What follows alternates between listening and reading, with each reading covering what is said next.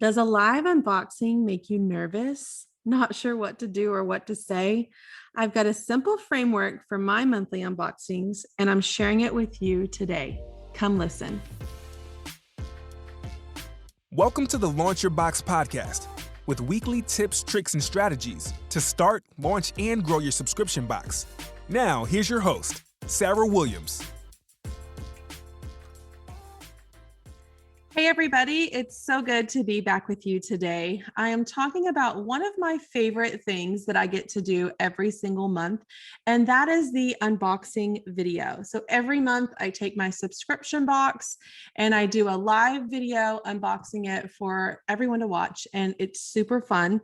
It's a way for people, not just a subscriber, to connect with you, to learn about what products you offer in your subscription box and really see it in real life. Viewing those items being taken out of the box for the first time is exciting. Even if you have subscribers watching that already have their boxes, getting them to be involved in your unboxing is super fun. They love to be a part of it, and it just creates this super fun community event.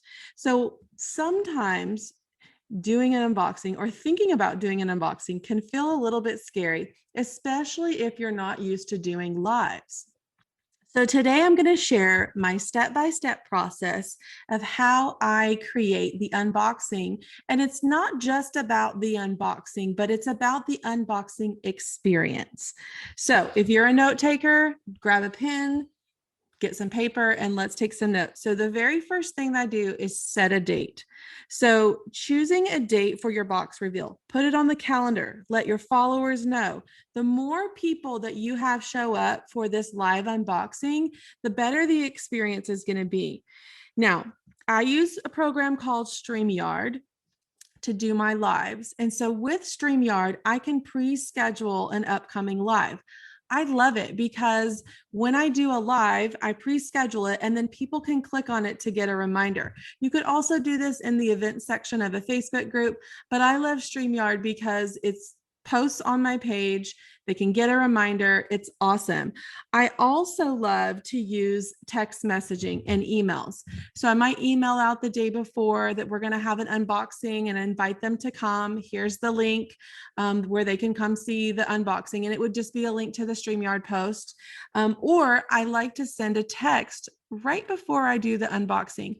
People that receive the text that are on their phone, they're immediately going to come over and watch the live. So I usually send it just a few minutes before I go live, and that usually drives a lot of traffic over to my live unboxing. You're building excitement. When you set a date, people are looking forward to something. Every time you share a little sneak peek, every time you share a behind the scenes, you want to share that date. Like come do the unboxing with me. It's going to be on Wednesday at 7:00 or whatever day that you choose. Let them know when it's happening. It builds up that excitement. Now, the second piece is called setting the stage. So this is where I'm creating an inviting background. This could be maybe your subscription boxes all stacked up behind you. This could be in front of a wall of relative items, maybe different products, anywhere that gets people excited and seems interesting and intriguing. You just want to make it fun. The last thing you want to do is to go in a room with a blank background in a dark with dark lighting to do your unboxing. They want to see what's going on. I like to do unboxings in my warehouse because there's always lots of fun stuff sitting around my warehouse. And so my background always looks inviting. Make sure you have good lighting. So the lighting at my house is not the best when I do an unboxing, especially when I do it in the evenings. So I like to have my ring light, a really simple way to add lighting to your lives without having to have a bunch of equipment and stuff. So I use a ring light, and I always like to wear items that either coordinate with the box or they might actually be in the box, but they don't know that yet because I haven't unboxed it. So if you can put on something that really would coordinate with your theme or your colors, I would encourage you to do that. So it gives an overall good aesthetic and when you're doing the unboxing.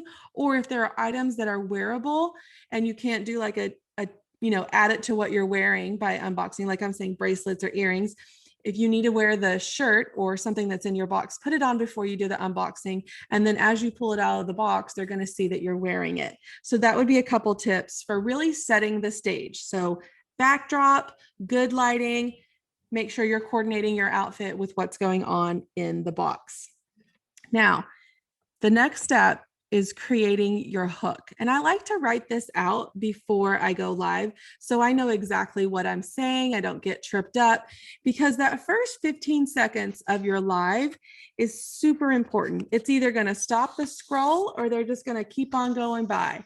So if you have your hook prepared so that when your screen says you are live, you know exactly what you're going to say, that's going to be helpful. So that 15 seconds, you need to talk about what is about to happen. And so I would usually say, I'm so excited to be here. Tonight, we're going to unbox the May monogram box. I can't wait for you to see all the fun things that I've selected inside. So it's not anything cheesy. It's not anything that you're revealing. You're letting them know what's about to happen. So if I'm scrolling through my feed and I see this, oh, somebody has a box in front of them and you might not know what it is, and I say, I'm about to show you what it is, I'm going to stop and watch. So I want you to have your hook prepared before you go live. The biggest thing I can tell you not to do when you hit the go live button is wait. Don't wait for people to join. Now, this first 15 seconds, generally no one is there. So I want you to talk as if everyone is there, because more people are going to view your live on a replay than will actually be live with you. So don't waste that time, because what happens if people are scrolling through and see your replay and you're waiting for people to join, they'll keep scrolling. People's attention spans are not that great, so you don't want to make them wait for them to decide if they want to stay or not. So use that first 15 seconds to tell them what's about to happen. Really, then the next thing that I want you to do, you've pressed the live button, you've given your hook. I need you to bring the energy. Bring the energy. The last thing you want to do is to watch someone who has low energy in a monotone voice unbox a box. I want you to be excited. I want you to welcome everybody. I want you to talk to people in the comments. Even if no one's watching, I just want you to say, hey, Susan, I'm so glad you're here. She may not be there. No one has to know that, because most people will watch that on the replay. But if people are there, I want you to engage with them, welcome them. And I like to ask questions. So I'm encouraging you to really get some engagement going quickly from the live. Say your hook. Let me know that you're here. Say hi. Let me know where you're watching from tonight. That will get the chat moving. Once someone starts to comment, other people will start to comment. I always like to ask, are you a subscriber? Tell me which subscription you have. I have 3 different subscriptions, so I want them to engage with me. I want the subscribers to show up, because if you're watching and you're not a subscriber, you're going to be feeling that FOMO. You're going to be feeling like you're left out a little bit. So I want to encourage as much participation over in the chat as I can. Sometimes I'll ask them, have you received your subscription yet? And somebody will say, oh, I received it last night. I got it today. I'm so excited. You're just trying to ask questions to get them to start commenting in the chat. So now people are joining. You've given your hook. You've got energy. People are chatting with you. It's not time to show them everything yet. Wait just a minute. Let's tell a little bit of a story. So I want you to tell a story about that particular box. What was your inspiration behind it? How did you put it all together? I want you to give them some insight behind the scenes of creating, behind the scenes of creating this box this month. Tell them what you went through. Tell them how long it took. Tell them, just give them some story. This gives you a chance to let more people join the live. People are still trying to find the live at this point. So you're telling a story. You're building excitement on what you're about to show them. So I'm just trying to create a connection with them before I actually show them what's in the box. And once people feel connected to that story, once they can relate to what you're talking about, they feel more invested in that box. So I want you to take the time to tell them what's unique and special about it, and get them more interested in what's about to happen. One more thing before you start, check the comments. So I want you over checking the comments and engaging with people through each one of these steps. If you're someone that easily gets distracted when you're trying to give some information, give the information you want to give in each step, pause, and then go check the comments and engage with the people in the comments. The more you engage with the people watching, the more they are going to engage with you. And you are doing this for engagement. So you want that. I want you to be excited to see your subscribers watching, get them participating in the conversation. I always discuss the options of each box before I do the opening. So if you have variables, if you have different levels of subscription boxes, I want you to show them the highest level box when you do an unboxing. So I show them my ultimate box. And it's okay if someone says, well, I don't have that. Well, they might not have the ultimate box. So I want you to be very clear on which level you're opening. And if they want to upgrade their subscription, you're giving them information on how they can do that. But show them the highest level of box so that they feel like they want all of it. You want them to want all of it. Now it's time to actually do the unboxing. So this is when the fun usually starts. You can really do this two different ways. You can start with the smaller pieces and build up to the bigger piece of the box, or you can start with the main attraction of the box and then show the smaller pieces and how they complement it. Either way works well, but as you're doing it, I want you to share the story behind it, the inspiration behind it. You showed the overall inspiration when you were talking about your box before we started doing the unboxing, but with each piece, I am showing people the item. I want to show them how they can use it. So if it's something they can wear, what they can style it with, if it's something they can use, different ways that they can use it. I want to tell them why I selected this piece for them and how it complements the other pieces. So I want you to take the time with each piece and really give the backstory and the history and the curation behind adding that to the box. Don't just say, here's piece 1, here's piece 2, here's piece 3, here's piece 4, and here's your box. That doesn't make a very exciting unboxing. I want you to say, here's why I selected this. And if you got it from an artisan vendor or a special vendor, or maybe a local vendor, tell a little story about that vendor. If you designed it yourself and had it manufactured, talk to them about the design process. Whatever you want to share in that process, make each piece last a little bit and really give some insight on why you chose that. You want to show them where, why, how, all the behind the scenes things. Subscribers really love that. So I want you to engage them by talking about those pieces. There also might be the opportunity where someone's going to ask questions about that piece. During that time, I definitely want you to engage in the comments and answer those questions about each individual piece. So let's run back through the elements before we close out our unboxing. So we've set the date, we set the stage. That's our background and how we're going to show up. We've clearly written out our hook, so we know exactly what to say in those first 15 seconds. We're going to show up with energy and engage and create engagement. We're going to give some stories, some inspiration behind the box. We're going to tell them the options that they have with the boxes. So give them the different options. Maybe you have different levels. Maybe you have different options with your subscription. Run through all of that so that you're giving them knowledge. This might be the first time someone has ever seen this subscription. Then finally, we're going to do the box reveal, one piece at a time. Slowly talk to them about why it's there, where it came from, and how they're going to use it. And then we're going to give them a call to action. So we've gone through all these steps, and now we're going to ask them to take action. And so that action could be join now. If you have spots available in your subscription, give them the link so they can be a part of this awesome thing too. You can ask them to get on your wait list. If you have a closed subscription model, you can send them over to your wait list so that they can get in the next time you have an opening. You could send them to an opt-in. Sometimes I offer like a free download during my live. So maybe one of the pieces has a quote. I can turn it into like an 8x10 print or a phone wallpaper that they could download for free. And so whatever you choose to do, you need to give them at least, or only, not at least, only one call to action. You don't want to confuse them and ask them to do a bunch of things. So you need to decide, is it subscribe now?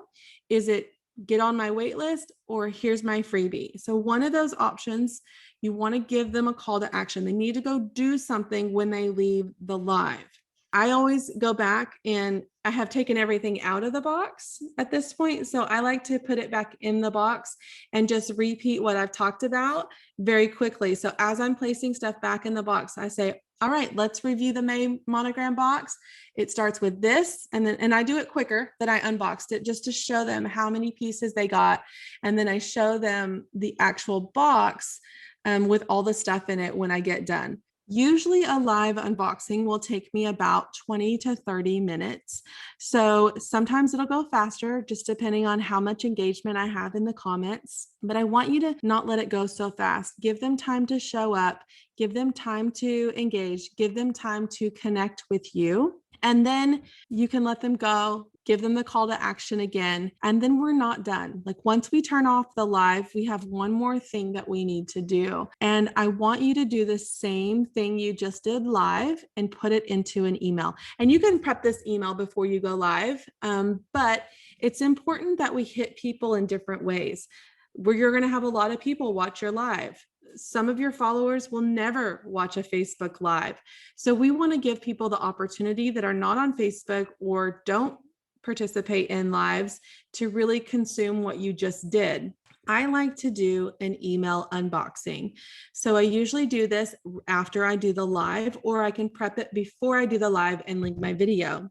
So you're just going to write a quick email enticing them to come over and watch your live. Maybe they missed it. Maybe they didn't see that you were live. So I always put a link and a picture of my live in an email. So the picture looks like I'm live, and when they click it, it takes them over to my live. I just do a quick screenshot of my live, and then when they click the picture, it's linked to my actual live. So one, invite them to come watch your video content. That's the best way that they're going to connect with you on a personal level. So you do that first. And then with that email below it, if they're not live watchers, do a quick little unboxing in the email as well. So you can show the different pieces and describe them. Do it in a way that's not as in-depth as your live was, so they'll want to go watch the live. But that's how you're going to do an unboxing on your email. Send them to the video or give them the quick little tips and that call to action. That call to action is join now, subscribe now, get on my wait list, or here's my freebie. So make sure that is in the email too. You don't want to just send the email with no call to action. When we talked about the hook for the live video, that is also the headline for your email. It could be the subject line. It could be the headline inside the email as well. So that's where you share your quick story in the first paragraph, link the live, give a few items and tell their story too, and then have your call to action. Just like you would do the live unboxing, do it in an email format. You've spent a lot of time branding that box, finding and making the perfect products, and developing all the elements for that box. It's time to show it off and use all of those elements to make a really great unboxing video. So I hope that helps. I'm going to recap one more time the process that I go through for my unboxings in case you need to jot it down. Set the date, set the stage, give your hook, engage with energy, tell your story, tell them about your subscriptions, and then show off all the things and give them the why behind the things and call to action. So do all those things and you're going to have a great unboxing. I'll see you next week. Make sure you subscribe to the Launch Your Box podcast. I'd love for you to take a minute to rate and review it. Let me know which episode is your favorite so far. Don't forget to join me next week right here.